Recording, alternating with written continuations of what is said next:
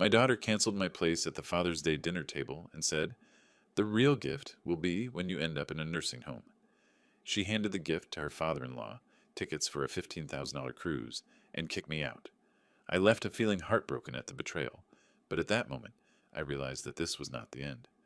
On Monday, I canceled her mortgage check, and now she will pay for everything. Before we continue, please subscribe to the channel and let us know where you are listening in the comments. I straightened my best button-down shirt one more time before pushing through the glass doors of Montana Grill. The familiar weight of the photo frame in my jacket pocket reminded me why I was here. Bethany's graduation picture from when she was 7, gap-toothed and grinning, wrapped in tissue paper like a treasure. "Table for Collins," I told the hostess, who led me through the dim restaurant with its hanging Edison bulbs and rustic wood paneling. The Tuesday evening crowd was light, mostly couples sharing quiet conversations over steaks and wine. Then I saw the table, 3-place settings, 3 chairs, Bethany and Scooter already seated, wine glasses half empty, breadbasket picked clean. No space for me. "Dad, what are you doing here?" Bethany's voice carried across the dining room, sharp enough to turn heads at neighboring tables. She looked genuinely surprised, as if I'd crashed a private party. I stood there holding my jacket, feeling the photo frame's edges against my ribs. "It's Father's Day dinner, sweetheart. You invited me 3 days ago." "No, I didn't." She took a long sip of wine, her wedding ring catching the light as she set down the glass. "I specifically told you we were celebrating with family." Scooter didn't look up from his phone, thumb scrolling through whatever had captured his attention. The blue light reflected off his glasses, making him look younger than his 35 years. "I am family," I said, the words coming out quieter than I intended. "Are you?" Bethany's laugh had no warmth in it, because the real gift would be when you finally move to Sunset Manor nursing home. Free up some resources for people who actually matter. The restaurant noise faded to a hum. I remembered our argument 3 days ago, when she demanded I sell the house and give her half the money. How she'd stood in Margaret's kitchen, pointing at the mortgage papers like they were evidence in a trial. "Bethany, honey, don't." She held up her hand. "Just don't." That's when I saw them approaching, an older couple, the man in a navy blazer, the woman carrying a small gift bag. Scooter's parents, my replacement family. "Robert! Patricia!" Bethany's voice transformed instantly, warm honey replacing cold steel. She jumped up, embracing them both. "You made it. I was so worried about the traffic." "Wouldn't miss it," Robert said, settling into the chair that should have been mine. "Scooter's been talking about this place for weeks." Bethany reached for the elegant gift bag, her face glowing with genuine excitement. "I have something special for you both." She pulled out an envelope, hands almost trembling. "A cruise to Alaska, 2 weeks, everything included." Patricia gasped. "Bethany, this is $15,000 worth of cruise. Only the best for my favorite in-laws." Bethany beamed, watching their faces light up with surprise and gratitude. Robert looked puzzled. "That's incredibly generous, Bethany. What did you get your own father?" I felt their eyes turn to me, standing there in my carefully ironed shirt, hands empty except for the small photo frame burning a hole in my pocket. "Determination," I said. Then I walked out. I didn't take the truck. Couldn't. My hands were shaking too badly to grip the steering wheel, and besides, I needed the night air to clear my head. The streets of Missoula stretched before me like a memory map, each corner holding pieces of the daughter I thought I knew. The elementary school playground sat empty under the streetlights, metal swings swaying in the evening breeze. I stopped at the fence, remembering how I'd taught Bethany to pump her legs, to lean back and feel the wind in her hair. She'd been 6, maybe 7, squealing with delight every time she went higher. "Push me to the moon, Daddy! Push me to the moon!" I'd worked double shifts that summer, coming home covered in electrical dust and wire cuts, but I'd always had energy for the playground. Margaret would pack sandwiches and we'd make it a family picnic, spreading an old quilt under the oak tree. 2 blocks down, the ice cream shop where we'd celebrated every report card, every small victory. Bethany had her favorite flavor, strawberry with rainbow sprinkles, and she'd always order it with the same serious expression, like she was conducting important business. "1 scoop strawberry with rainbow sprinkles, please, and make sure you put extra sprinkles on top." The teenage years flooded back as I passed the community center. Dance lessons every Tuesday and Thursday. $60 a month I didn't have, but scraped together anyway. Bethany in her black leotard and pink tights, hair pulled back in a perfect bun, practicing pirouettes until her feet bled. I'd taken a second job those years, weekend electrical work for the hospital, just to keep up with the costs. Dance lessons, braces, college prep courses. Margaret would show me the bank statements, worried lines creasing her forehead. Jack, we can't keep this up. We'll manage, I'd say, because that's what fathers do. She's our investment in the future. The University of Montana acceptance letter had arrived on a Tuesday. I'd been rewiring the Johnson house when Margaret called, crying with joy. We'd celebrated with cheap champagne and expensive dreams, already planning how to pay for 4 years of education. Second mortgage on the house. Selling Margaret's wedding ring to cover the first semester. Working Christmas Day for overtime pay. But every Sunday Bethany would call, telling us about her classes, her friends, her plans. Dad, I'm learning so much. I'm going to be successful, just like you wanted. The night of Margaret's diagnosis, Bethany had driven 4 hours from Billings, still in her work clothes, clutching a bag of Margaret's favorite cookies from the bakery near campus. She'd held her mother's hand through the chemotherapy, organized medication schedules, took time off work for doctor appointments. We'll beat this, Mom. We're strong women, remember? But cancer doesn't care about strength. 3 years ago, Margaret slipped away on a Tuesday morning, Bethany and I on either side of her hospital bed. My daughter had organized everything, the funeral, the flowers, the reception at the church. She'd seemed genuinely broken, crying real tears as we lowered Margaret into the ground. Dad, we'll get through this together. Mom would want us to stay close. That lasted about 6 months. The calls became shorter, the visits less frequent. Then came the financial requests. Small at first, then growing bolder. A vacation loan, help with the wedding, suggestions that I downsize my life to fit her budget. When had she started rolling her eyes when I mentioned being lonely? When had she stopped asking about my health, my hobbies, my life outside of what I could provide for her? I reached my front porch, the wooden steps Margaret and I had built together, creaking under my weight. The house felt too big and too empty, just like Bethany had said. But it was also filled with 40 years of memories, and I'd be damned if I was going to let her turn me into a bank account with legs. Sitting on those steps, listening to the night sounds of Missoula, I felt something shift inside me. The hurt was still there, raw and tender, but underneath it was something harder. Something that reminded me I'd been an electrician for 40 years, that I knew how to fix things when they broke. And my daughter was definitely broken. But maybe it was time to stop enabling her and start holding her accountable. I'd sleep on it, but I had a feeling tomorrow was going to be different. I woke up with Margaret's voice in my head, something she used to say when Bethany was little and threw tantrums. Actions have consequences, Jack. If you don't teach her that now, someone else will teach her later. The kitchen felt too quiet without the morning news on, but I needed silence to think. I poured coffee into Margaret's favorite mug, the one with the faded roses that Bethany had given her for Mother's Day 15 years ago, and sat at the oak table where we'd shared thousands of meals. When had everything changed? I needed to trace it back, like troubleshooting a faulty circuit. Find the break in the line. The transformation had started about 18 months ago, right after she'd begun working at Morgan Construction.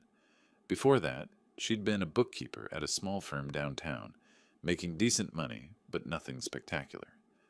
Then Scooter's father offered her a position, and suddenly she was making twice her old salary. That's when the first request came. $5,000 for a work vacation to Las Vegas. She'd called it a loan, promised to pay it back within 3 months. I'd transferred the money without question, proud that she was doing well enough to afford luxuries. She never paid it back. When I mentioned it 6 months later, she'd laughed. Dad, that wasn't a loan. That was family helping family. The wedding expenses came next. $15,000 for the reception, $5,000 for the honeymoon, $3,000 for the photographer. All while she was planning an elaborate ceremony at the country club, complete with ice sculptures and a 7-course meal. Family supports. Family, she'd said when I'd hesitated.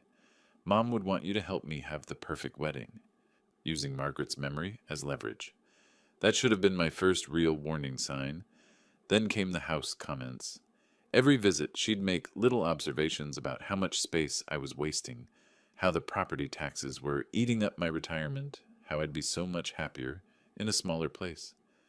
Think of all the money you'd save, Dad. You could travel, enjoy your golden years instead of being tied down to all this maintenance. But I'd built this house with my own hands. Margaret had picked out every paint color, every piece of furniture. This wasn't just property. It was our life together, the only place where I could still feel her presence. Last Christmas, Bethany had canceled dinner because it conflicted with Scooter's family ski trip to Aspen. She'd suggested I make friends my own age instead of depending on family for entertainment. That's when I realized I'd become an obligation instead of a father, a checkbook instead of a person. I finished my coffee and reached for the phone book. Emily Johnson's number was still there, same as it had been for 10 years. Emily had been Bethany's best friend since college, her maid of honor, practically a second daughter to Margaret and me, until 18 months ago when she'd suddenly disappeared from Bethany's life. No explanation, no goodbye, just gone. My finger hovered over the numbers. If anyone knew what had really changed my daughter, it would be Emily. She answered on the third ring. Hello? Emily, this is Jack Collins, Bethany's father. Long pause. Oh, hi, Mr. Collins. Is everything okay? I'd like to ask you that question. Can we meet? I need to understand what happened between you and Bethany. Another pause. Longer this time. I don't know if that's a good idea. Please. I'm trying to understand who my daughter has become, and I think you might have answers. I could hear her breathing, wrestling with something. Finally, Riverside Park, 2 hours. I'll be at the bench by the river. Thank you, Emily. Mr. Collins, be careful. Bethany isn't the person you think she is. The line went dead. I stared at the phone, my electrician's instincts telling me I'd just found the break in the circuit. In 2 hours, I'd know exactly what had short-circuited my daughter's moral wiring, and then I'd know how to fix it. Riverside Park stretched along the Clark Fork River like a green ribbon, cottonwoods rustling in the afternoon breeze. I'd arrived 20 minutes early, needing time to settle my nerves before facing whatever Emily had to tell me. She appeared at exactly 2 o'clock, carrying a coffee cup from Daily Grind, and walking with the careful steps of someone who'd rather be anywhere else. At 30, Emily had the kind of quiet beauty that came from being genuinely kind, something I'd always appreciated about Bethany's choice in friends. Mr. Collins. She sat down beside me, leaving careful space between us. I wasn't sure you'd actually come. I wasn't sure you'd tell me the truth if I did.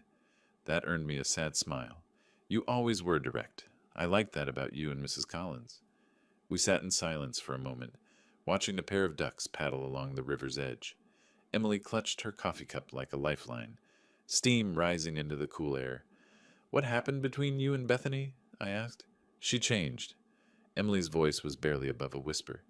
After she started working for Mr. Morgan, she became someone I didn't recognize. Changed how? Emily stared at the water, wrestling with something. She started doing things. Illegal things. At work. My chest tightened. What kind of things? I shouldn't be telling you this. She looked at me with genuine fear in her eyes. If Bethany finds out, she won't hear it from me. I give you my word. Emily took a shaky breath. She's been stealing from Morgan Construction, embezzling money through fake invoices. The words hit me like a physical blow. What? She creates invoices for supplies that were never ordered, materials that were never delivered. Then she pockets the difference. I saw the documents when I visited her office last year. I tried to process this. My daughter, the bookkeeper, was a thief. How much? Thousands, maybe tens of thousands. She's been doing it for over a year. How do you know all this? Emily's hands shook as she set down her coffee. I saw the fake invoices on her desk. When I asked about them, she laughed it off, said it was just creative accounting. But I knew what I was looking at, Mr. Collins. I've been a bookkeeper for 8 years. You confronted her? I tried. I told her she needed to stop, that she was going to get caught. That's when she showed me who she really was. Emily's voice hardened. She threatened to ruin my reputation, said she'd tell everyone I was the one stealing. She had it all planned out, how she'd make me the scapegoat if anyone got suspicious.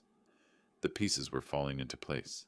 The expensive gifts, the lavish lifestyle, The constant need for more money from me. Bethany hadn't been successful at work. She'd been supplementing her income with theft. The Las Vegas trip, I said. The wedding expenses. Stolen money, all of it. Emily wiped her eyes. I tried to stay friends with her, hoped she'd come to her senses. But she just got worse, more brazen. She started buying expensive gifts for Scooter's family, trying to buy their love with money she'd stolen. Why didn't you report her? Because I was scared. Emily's voice cracked. Bethany can be vindictive, Mr. Collins. She knows things about people, keeps track of weaknesses. She told me exactly how she'd destroy my career, my reputation, and I believed her. I thought about the woman who'd dismissed me at the restaurant, who'd suggested I belonged in a nursing home. That woman was capable of anything. I'm sorry, Emily continued. I should have been braver. I should have protected you from her. You were protecting yourself. That's human. But she's been using you, Mr. Collins. All those loans, all those requests for money. She's been living off your retirement while stealing from her employer. She doesn't need your help. She just wants it. I stood up, needing to move. The anger was building inside me, but it was a cold anger now, calculating.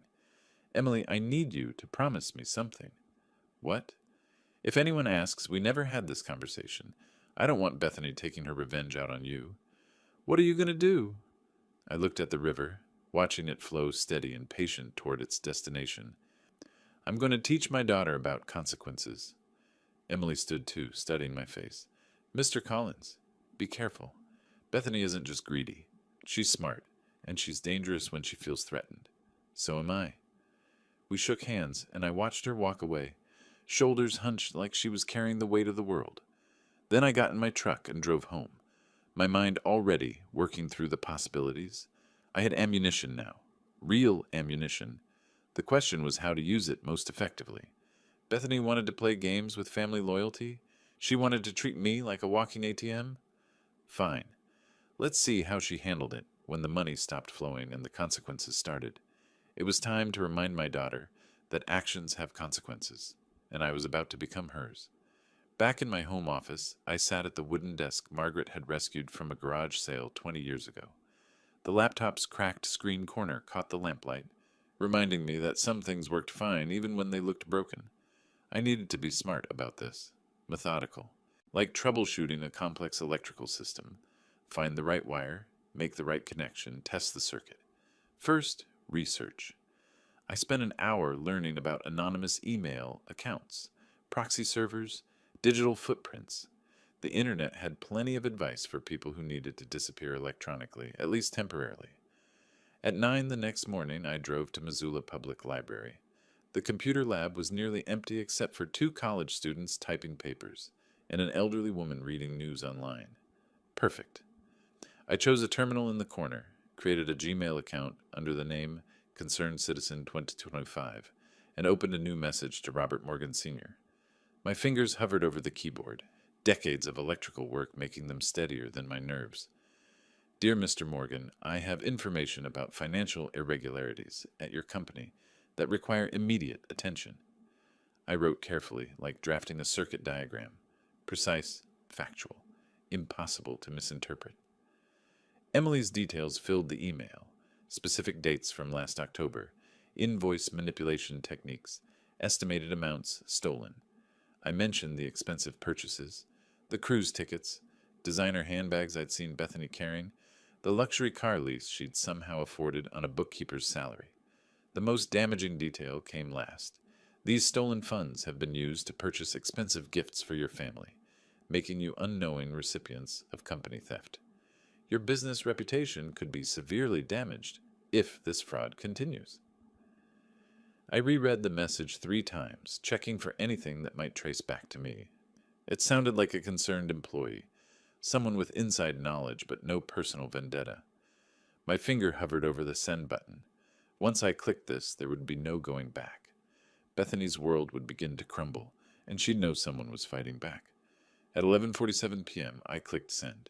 I drove home and poured 3 fingers of whiskey from Margaret's anniversary bottle, the one we'd been saving for something special.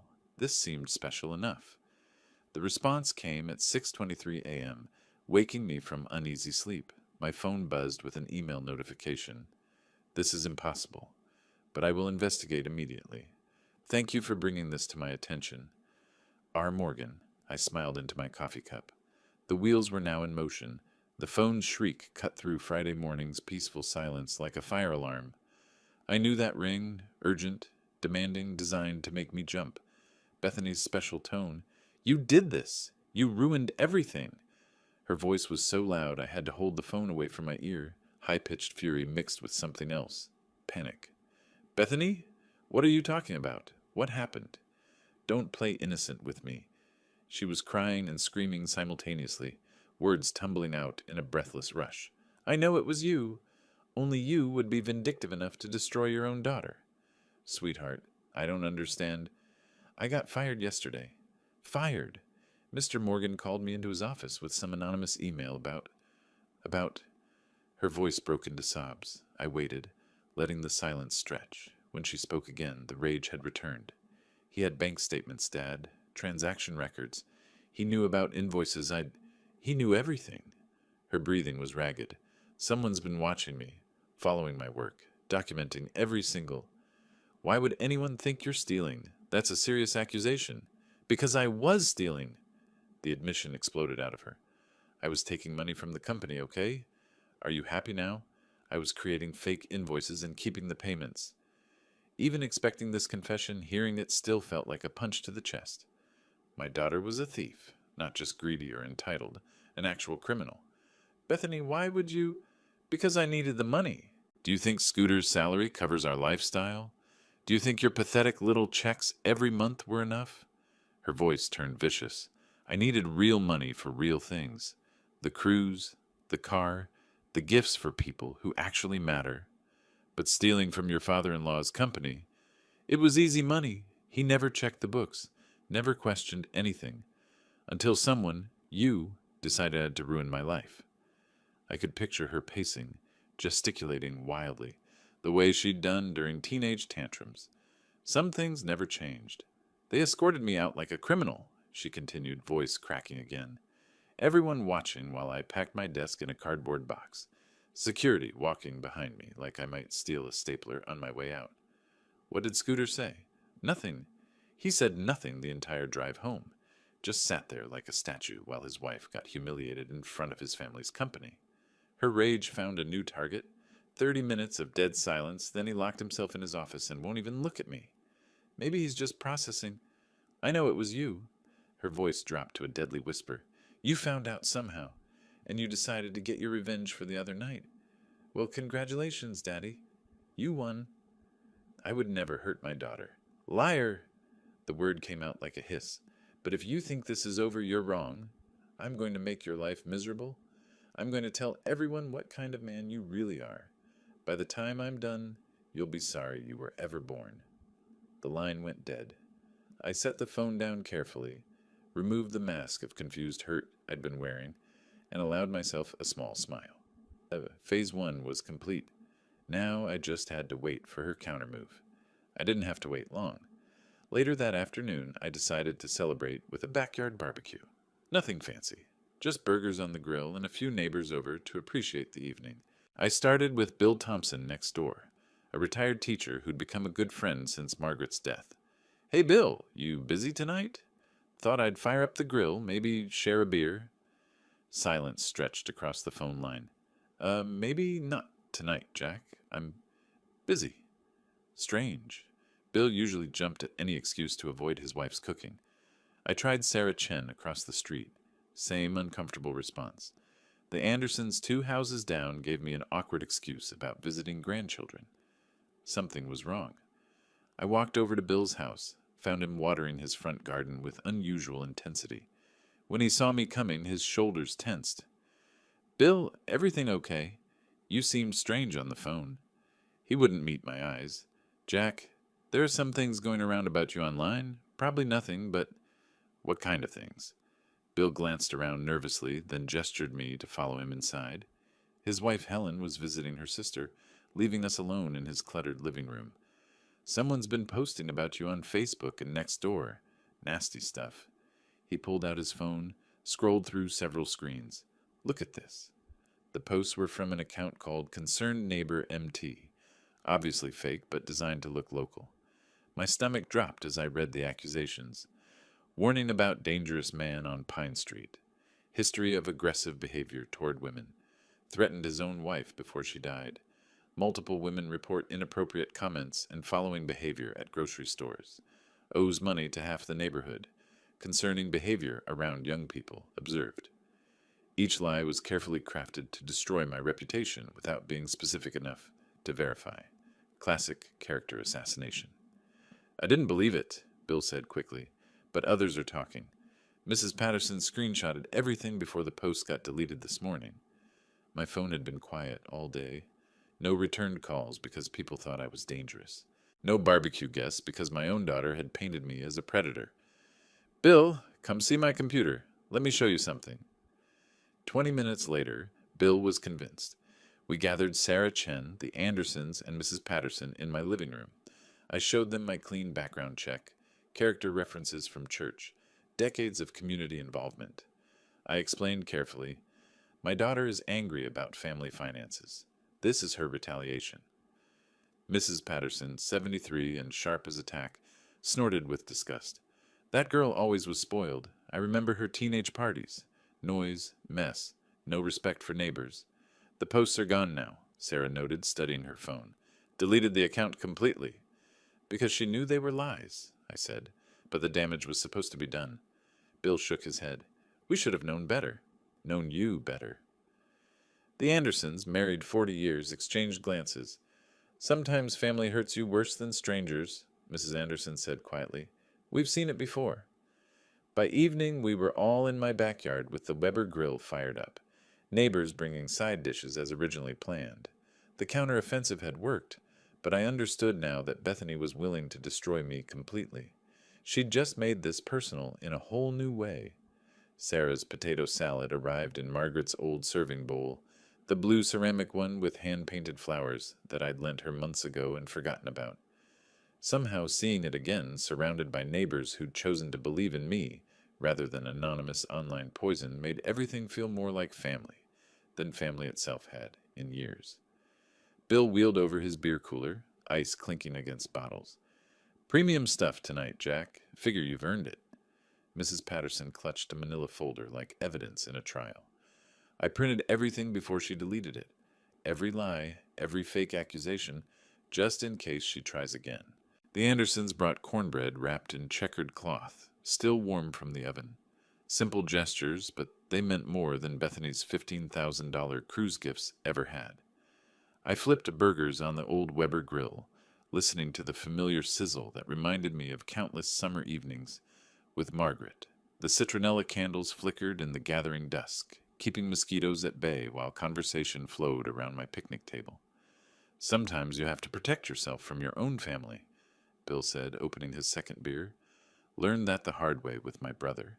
Drank his way through every relationship, every job, every chance I gave him. Sarah nodded. My brother was the same with money. Always needed a loan, always had an emergency. Took me years to realize I was enabling him, not helping him. Mrs. Anderson, who'd raised 4 children and buried one, spoke with quiet authority. Love means setting boundaries. If you don't teach consequences, life will teach them harder. The conversation felt like a neighborhood therapy session, everyone sharing stories of family manipulation, financial abuse, emotional blackmail. I wasn't alone in this struggle.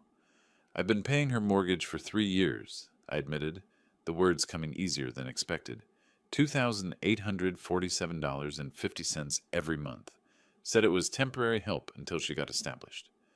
The silence that followed was telling. Jesus, Jack, Bill muttered. That's more than my pension. Mrs. Patterson's voice sharpened. If she can afford luxury cruises, she can afford her own bills. You've been too generous, Sarah said gently. But generosity without boundaries becomes exploitation. The sun disappeared behind the mountains, leaving us in the warm glow of string lights I'd hung for Margaret's last birthday party. My neighbors' faces looked serious, concerned, supportive.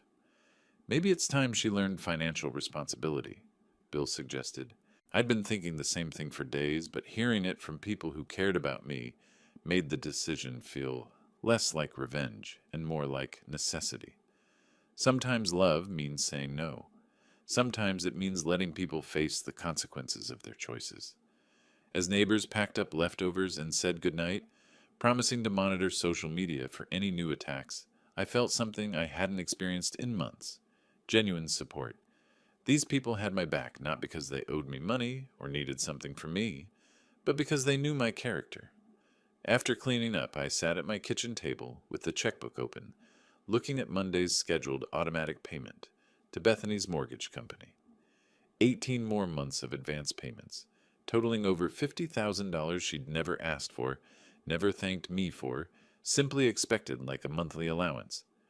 If Bethany wanted to play hardball, she was about to learn who taught her how to throw. Monday morning, I had a phone call to make. At 6 a.m., I sat at my kitchen table with the checkbook open, running the numbers one final time. $51,255. That's what I'd paid in advance on Bethany's mortgage. 18 months of payments at $2,047.50 each. Money that could have been my security, my emergency fund, my freedom. Instead, it had become her expectation. I arrived at First National Bank 15 minutes before opening, sitting in my truck and watching employees unlock doors, turn on lights, prepare for another day of financial transactions. The parking lot felt like a battlefield, where I was about to fire the shot heard round my daughter's world. Jessica Martinez, the loan officer who'd handled my account for 5 years, recognized me immediately when I walked through the glass doors. "Mr. Collins, right on time as always.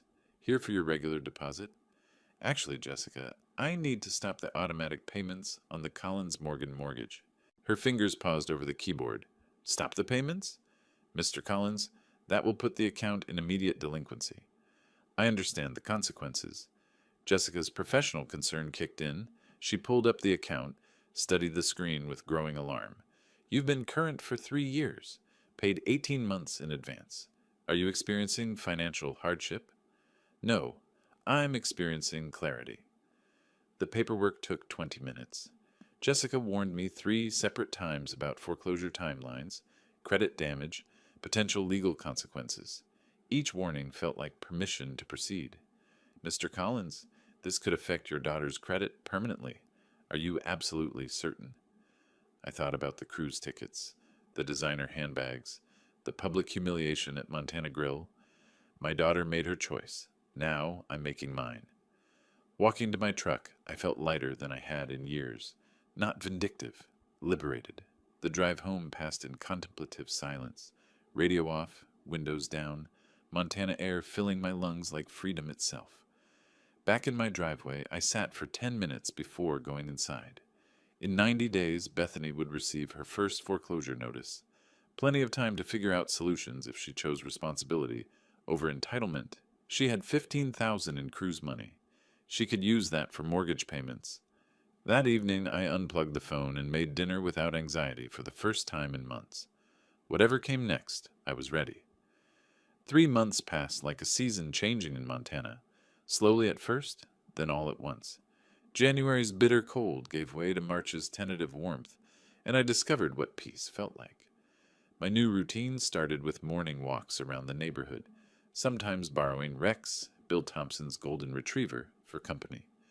I joined the library's book club, helped Sarah Chen troubleshoot her computer problems, and had weekly coffee with Mrs. Patterson, who kept me updated on neighborhood gossip with the efficiency of a small-town newspaper.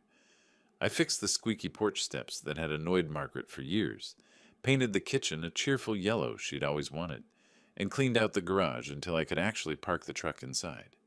Simple projects, but each one felt like reclaiming pieces of my life that had been held hostage by family drama. April 15th found me kneeling in Margaret's garden, planting tomatoes in the rich soil she'd spent years cultivating. The phone started ringing at 2:17 p.m. I could hear it through the open kitchen window, but I stayed focused on the seedlings. Another ring, then another. By the 4th ring, curiosity won. I wiped dirt from my hands with an old towel and walked inside, checking the caller ID. Bethany. I let it ring twice more before answering. "Hello? Dad?" Her voice sounded different, smaller, broken. "I don't understand what happened. The bank sent a notice." "What kind of notice?" "Foreclosure warning. The words came out choked with tears. It says payments stopped in January, but you've been paying. You always pay. I sat down at the kitchen table, still holding the towel. Have you been making the payments yourself? No, I thought you were handling it. You always handle it. Her breathing was shaky, panicked. They're saying we're 8,500 behind. How is that possible? The moment felt suspended, like standing at the edge of a cliff before jumping. I stopped making your mortgage payments in January. Silence. Complete, stunned silence.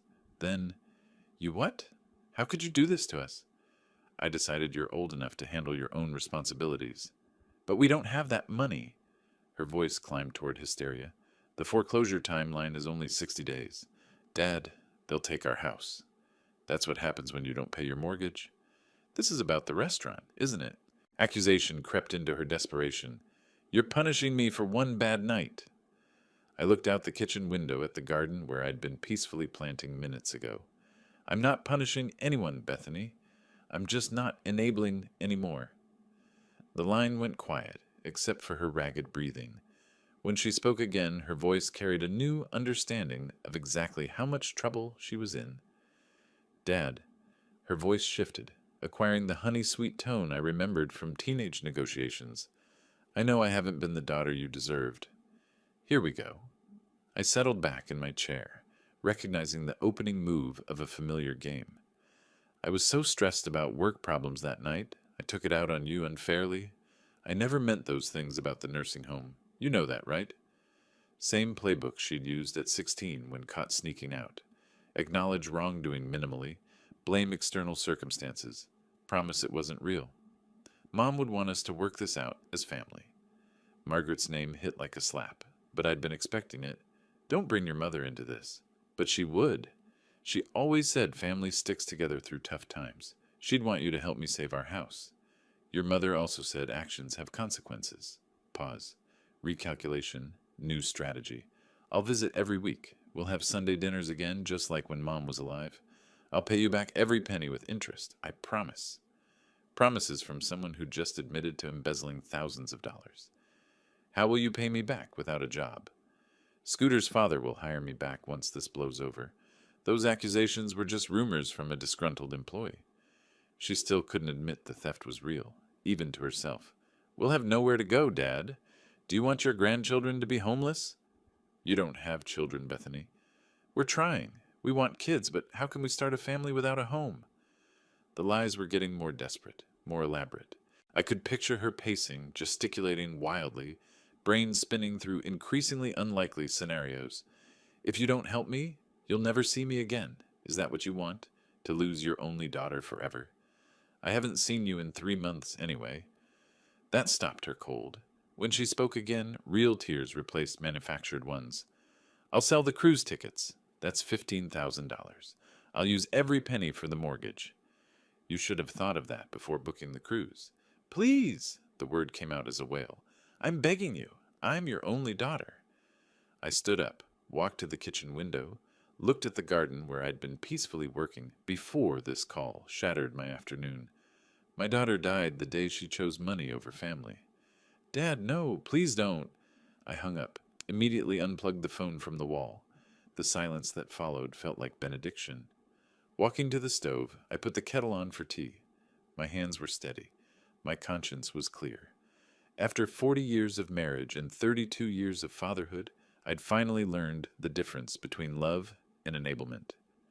6 months later, on my 65th birthday, I sat on the front porch with morning coffee and the Missoulian newspaper. The September air carried hints of autumn, leaves just beginning their annual transformation from green to gold. A small headline in the local section caught my attention. Foreclosure spike affects local families. The article mentioned several properties, including the Collins Morgan residence on Maple Street, just a line item in someone else's story about economic hardship, but it confirmed what Mrs. Patterson had already told me through her Neighborhood Watch network.